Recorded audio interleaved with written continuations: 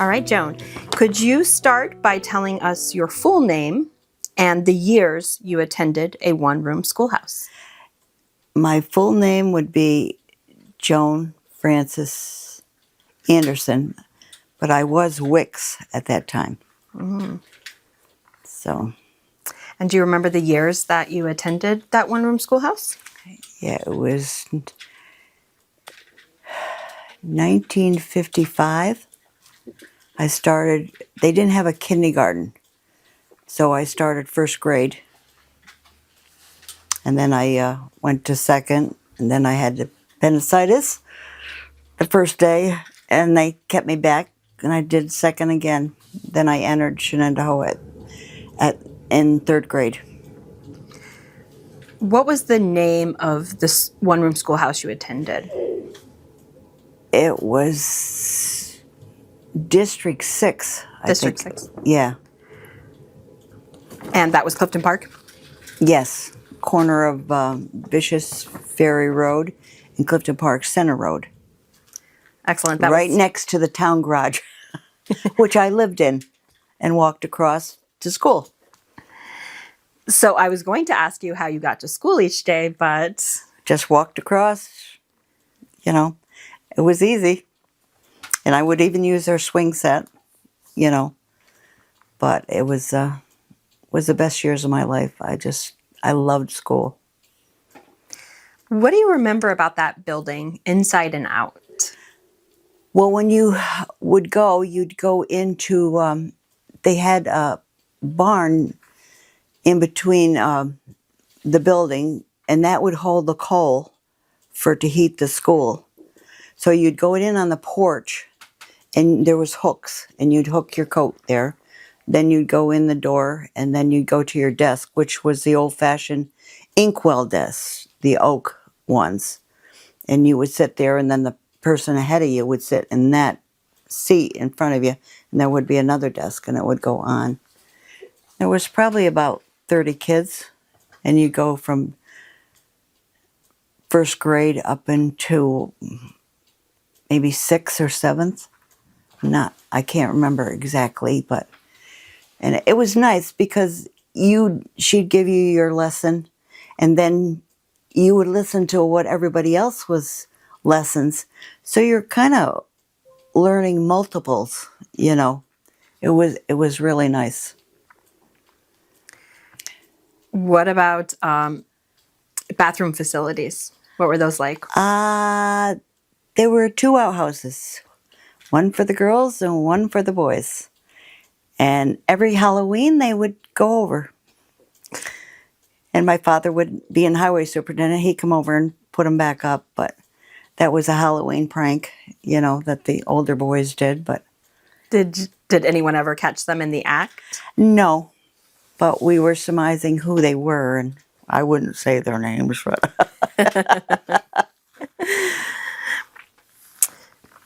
What was a typical school day like? You know, after you arrived, hung up your coat, sat down? Well, the teacher would open with prayer, and then we'd all stand up and say the Pledge of Allegiance. And then we had these paper cups that were pointed, and they had this like big round jug sitting on the counter, and it had water in it. And we'd take the water, and then they'd give us this white pill that was so bitter. It was terrible. I still remember that taste. And then they send you back to your seat, and until she went through the whole class, taking the vitamins and stuff. And then she'd start the assignments at different groups, and you do your assignment, and then she'd go on to the next one, and you know, everybody would have a different assignment By grade level? Yeah, the grade. Was the room arranged by grade level? Yeah.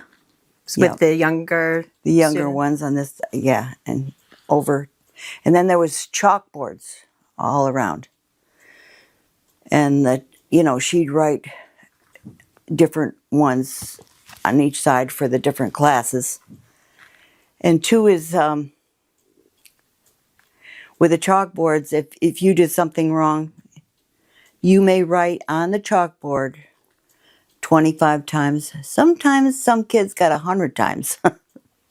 I will not, whatever the problem was.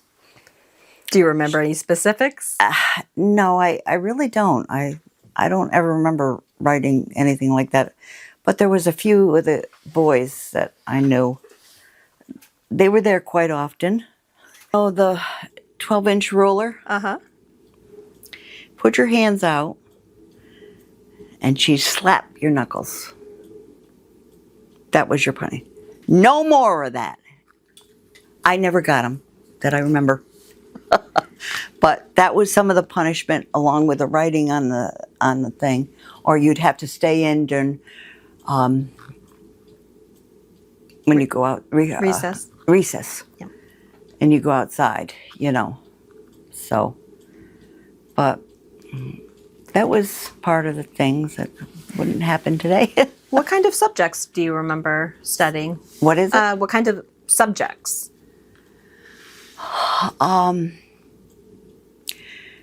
Writing, I think, was the big thing.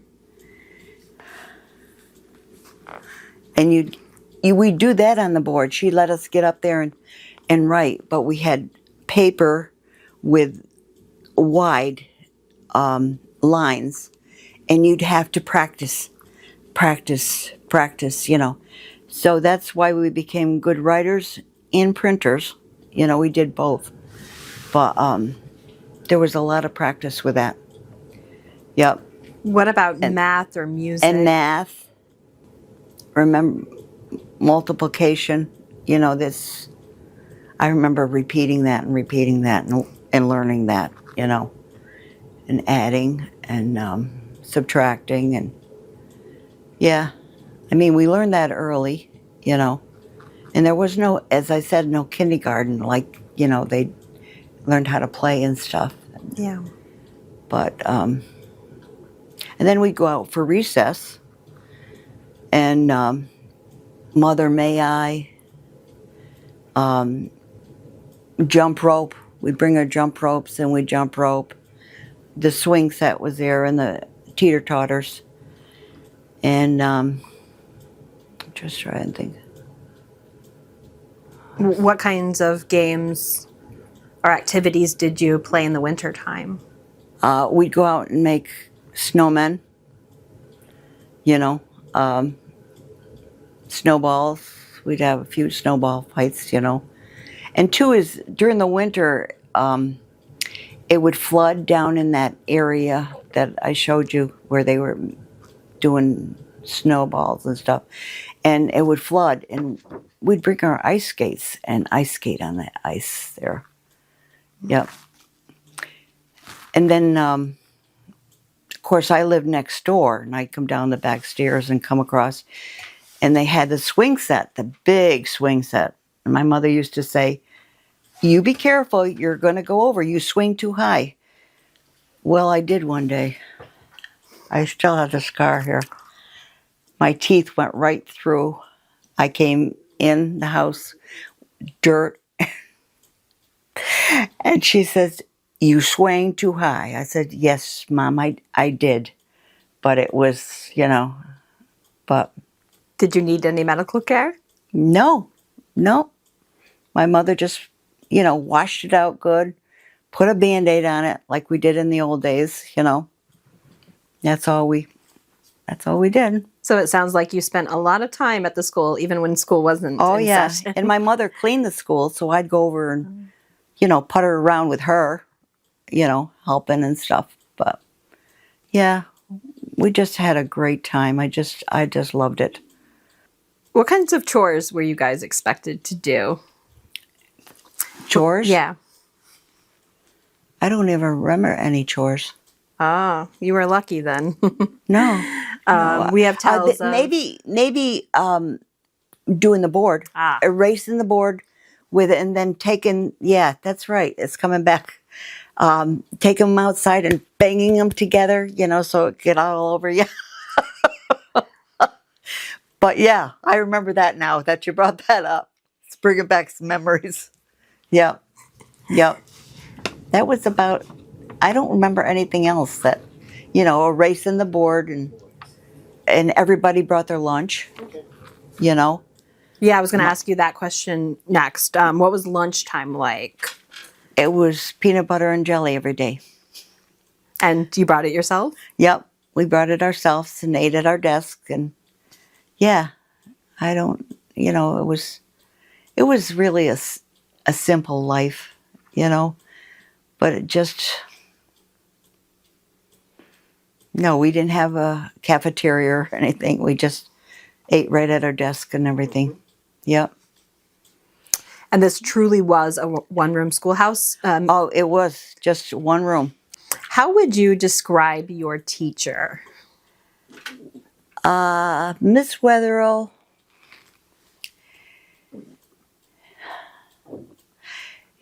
she was never married. And she did have my father. And she had my brother. And then she had me. She was very strict, but really cared about you. I mean, she was strict. And you got your work done and, and you mind. You just didn't pull any pranks. And two is when I went to Shenandoah in 6th grade, I had her again. All those years that she taught,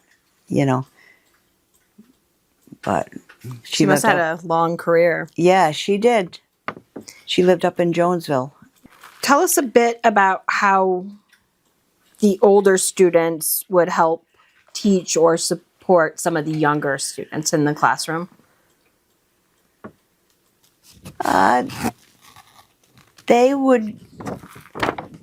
They basically would go outside with us and help us play games and stuff. I remember that. But as far as in the classroom, I don't remember them. They were doing their thing with what they had to learn, and each group had to, but I don't ever remember, them doing that. We'd get our work done, and then we'd hear them, and they're doing history, and we're learning from them. So you're more like a sponge. You're absorbing everybody's, class. If you're done with your work, you do it, and you were to sit there and to listen. Not to fool around while she's working with the other class. And I suppose by the time you got to that content or grade, you already had a taste for that material because you had heard it beforehand. Yeah, it's true. It's true. Yep. Earlier off camera, you spoke of some friendships. Can you tell us about some of the friendships that you had in this school, how they continued after your one-room school experience? Well, Dr. Peck was our family doctor, and she was the doctor and she went right over when they opened up Shenandoah. Dr. Peck and Dr. Green was there too. But Marilyn was a good friend of mine. She lived up the road. And Bailey's was across the street, and Charles Bailey, we used to call him Bug. He loved to skate, and I loved to skate. So during the winter, we'd get together, and where that flooded, and we would skate. And then down the road, there was Malecki's, and they had 5 kids, and I'd go down and play with them, and then in years later, I was babysitting for up the road and back, but yeah, the ones that I'm with now, that I graduated with in 1963, they lived more in Half Moon, so they came from that area. But I lost one of my best friends. She died of cancer, when she was 18, but we were best friends. I just lived over there. Her mother was like another mother to me, but and I did ride bus 1 when the school started, Hank Butler was my driver, and yeah. So it was the first on, and I was always the last one being picked up and the last one off, because it went all the way over to Rexford and around and came back to where the one-room schoolhouse was originally, and it took, but we had a good time. Earlier off camera, you also talked about air raid drills. Oh, yes. We'd have air raid drills, and the siren was right over next door at the town garage, and that would go off. So we'd all have to get underneath our seats, and it was going off and going off and going off. And then once it stopped, we could come out and get out from underneath it. But we all went like this, trying to, because it was strong and it was loud, But yeah, that was something different. But she rang a bell. Oh. She rang the bell when we came in. Yep. We were all outside in different areas because some of the kids were over here, and then down and she'd ring it hard. I mean, it was loud, Yeah. And boy, we'd jump when Miss Wetherill rang that bell. You got in there immediately because we're going to continue learning. Yep. Yep, I forgot about the bell. Yeah, that's right. Big old bell. I mean, it was. And we had the first black teacher, Miss Simmons. I loved her. She was so kind and so helpful, I had a lot of good teachers. A lot of good teachers. Yep. And it was so funny, Miss Wetherill went on to Shenandoah too, and I ended up having her for 6th grade. Every year I would bring Miss Wetherill lupins, purple lupins. They were up in our woods. She'd have a vase there ready for me for the lupins, but I thought that was such a big deal, giving the teacher flowers.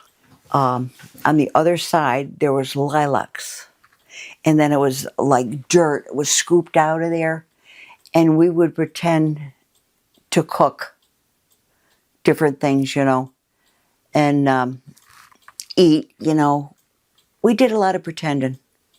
Pretend that was a hamburger. We'd make mud pies, But we had imaginations. We played hide and seek, and duck, duck, goose, and, we just entertain ourselves. We would be out, during the summer from morning until night and, riding our bikes and just playing, It was simple. The memories I have is sitting in those seats, those old oak seats, in the chairs. I used to thought that was the greatest thing, that I could sit in that desk, with somebody in front of me in their inkwell, but we didn't use the ink, like they had. I don't ever remember doing that, but their inkwell was there, and you could put your pencil in that, and there was a place that you could put a pencil, but I always stuck it in there, But I was just fascinated with the desk, But anything else, I just loved the swing set. Loved swinging on that, I spent a lot of time on that because anybody could go in and swing, it wasn't, but I spent most of the time over there. I just swing and swing and swing and swing and sing. I used to love to sing. I still do. I sing in the choir at church. But yeah, I don't know. I just enjoyed it so much. How many seats were on the swing set? Oh, there was just 2 or 3. 2 or 3. 3. And then the teeter-totters, they were big ones. I was curious if maybe you had a friend that you remember being on that swing set with. quite a bit. Yeah, Judy Bailey and Charles Bailey next door. Can you tell us what it was like moving on to that larger school, what that experience was from going from this one-room schoolhouse to suddenly this larger environment? It was challenging because you'd get off the bus and all these halls and long ways, you know.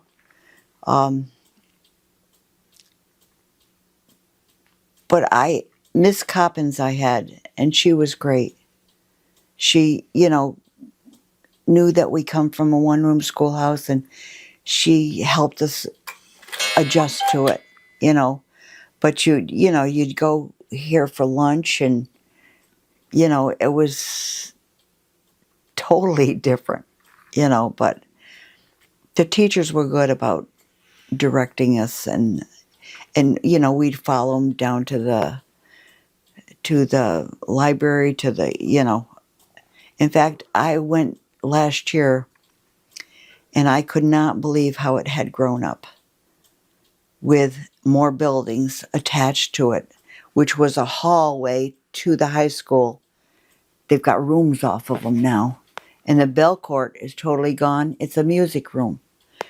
We graduated in the bell court. There was 93 of us. And we all sat outside in the bell court. I think going to a one-room schoolhouse has taught me to appreciate life. How so? To appreciate what we have, the simple life, to entertain oneself, to enjoy each other, to laugh with each other. Well, the focus was on learning, you know, not on ourselves, but to learn from experiences of what you, growing up, can learn so much. And you can learn from others too. You know, it's not all about you. It's about others and putting others first. We learn to listen. And I don't think that's a skill anymore. You know, we have to learn to listen to people and what, you know, and you grow through that. You can learn a lot just watching people and listening, you know, to step back. And but I think a lot today it's all about me. And it's not about you, it's about others. But I'm so thankful that I grew up then. So, if you could go back for just one day, what would you want to experience again? Writing on the chalkboard. Pounding on the chalkboard. You know, that was...